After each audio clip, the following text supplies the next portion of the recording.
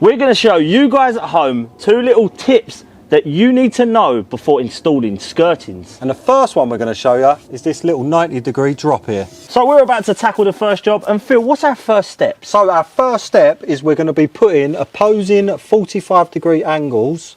So we're going to mitre through here at 45 degrees and turn it down. So let's go over to the saw and show you exactly what that looks like. Right, so if the drop is to our left, we're going to be doing our 45 degree this way, remembering that the top is going to be our longest point when we're dropping the skirting down. So if we put this on the saw and set it to 45, we'll get that cut. So we set it to 45 and then we'll cut through that. So now that we've got this first 45 degree cut, we're then going to take another piece of skirting and then we're going to be doing the opposing or opposite 45. So if I hold that in place, you can see we need to cut that direction. Again, we're always coming from the top when we're dropping it down. So that's the top, 45 back. To cut the opposite angle, if we just swing our saw to the opposite side and both our skirtings are sat the same direction, that will give us an opposite 45 degrees. So we'll cut that now. Right, so what we're left with is this is a straight run and we've got this triangle missing. So we've got 2 opposite 45s, and when we fold that down, that will marry up and it's give us a 90-degree turn down to the floor. So all we want to do now is we mark the bottom of our skirting there and we're going to cut this piece off. We don't want that. And then we cut along that line as well. And then what we're left with is a piece of skirting where the detail now turns down into the floor. But once you're happy with your piece and the mitre's all nice and lined up and the bottom's flat, we're going to be gluing it together. So what we use when we glue our bits on, our caps, etc., is Super Fast by C-Tec. So that's 2 parts. We've got the activator and we've got the glue. When you're using this product, stuff like MDF, we use the activator on both sides, and that's going to help seal the surfaces because they're quite porous. And then we're going to apply the adhesive and then we just line our 2 pieces up and stick them together and try not to get your finger stuck. Right, as you can see, we've got a lot of chipping on this, and that is because in this demonstration I'm using a rough cut blade. So if you are going to be doing stuff like prime skirtings, get yourself a fine tooth blade, but it's what we've got on our saw, and for the demonstration it's the same principle. So just in case you're worried about that, you shouldn't have it if you're using the correct blade. So let's go back over to our workpiece. What this is now going to allow you to do is pick any height that you need to drop down to. So use this plug for example. So if we need to get underneath that, we can either measure up from the floor or we can just bring our piece alongside it and mark the bottom, and that is now going to be our new cut line, and we're going to be doing another 45 degrees in the same angle. So if we go back over to the saw, I'll show you exactly what that looks like. Right, so this is the mark we've made for the height that we want, and what we're going to do is make an exact cut off of this mark back in the same direction we did our previous mitre. So we'll line that up. And another little tip as well, if you're a bit worried about lining your mark up with your blade, if you just start further out and then we'll move our piece in with the saw running until we're right on our mark, like so.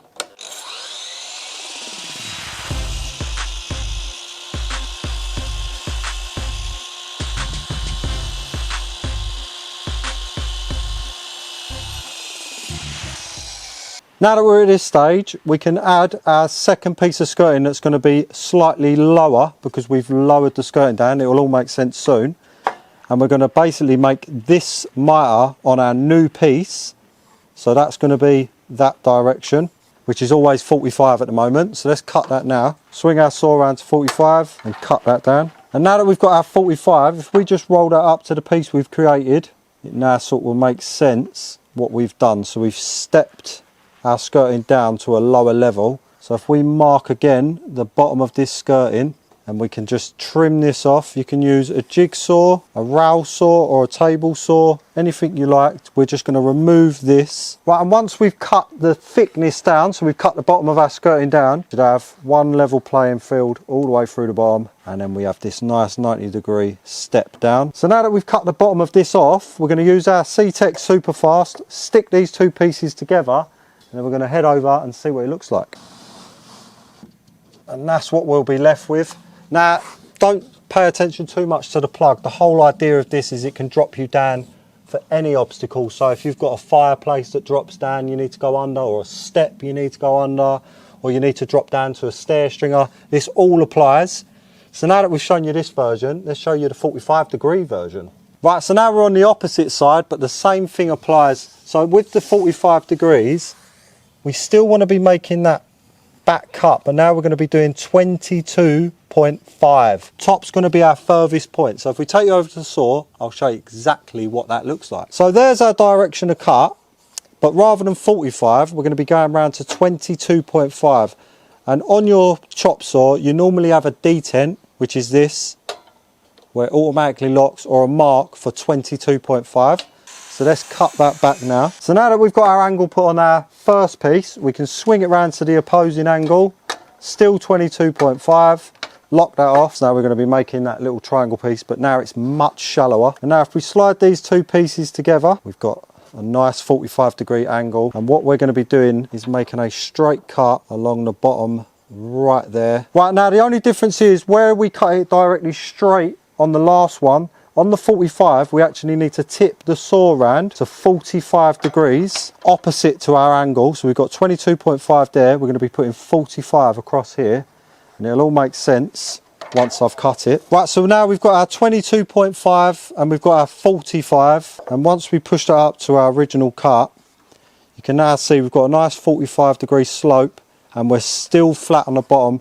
The reason we do the 45 is because we're trying to work to 90 degrees. So 22, 22.5, and then we add the 45, comes to 90. Right, so now that we're happy with our piece, we can glue the two smaller angles together, the 22.5s, and that's what we're left with. And then up to our height, remember you can either go up to the piece you're going against, or you can just measure from the floor up, and then we're going to mark the height we need to be at, and we're going to be going back, so the same angle both times. Right, so now there's our mark, and then what we're going to be doing is a parallel cut to our very first cut, so it's 22.5 again. So we'll get that cut. Right, now for the section we're adding on, we make our angle so that it matches this one, which is going to be the same 22.5. So if you look, they're parallel to each other. This might help you if you're beginning. This is just going to help you remember what direction to cut. Come over to our saw, set it to 22.5 again, lock that off, and we're going to be making our cut.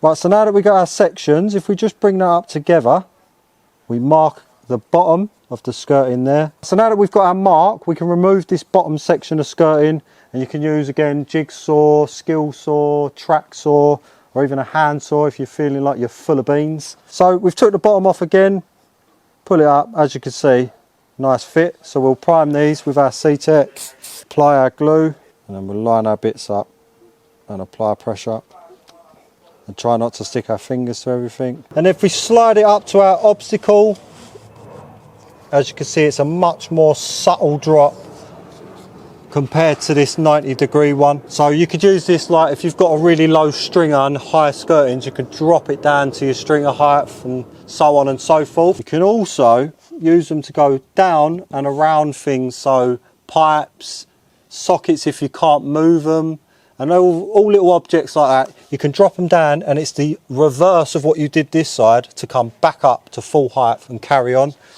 Or if you just need to drop your level, you can just use them like that. Well, I hope that's helped you guys at home. If you want us to do any other projects and cover something that you need to know, chuck us a comment below and we'll be sure to go and have a little look. Just remember to like and subscribe, and I'll catch you in the next one.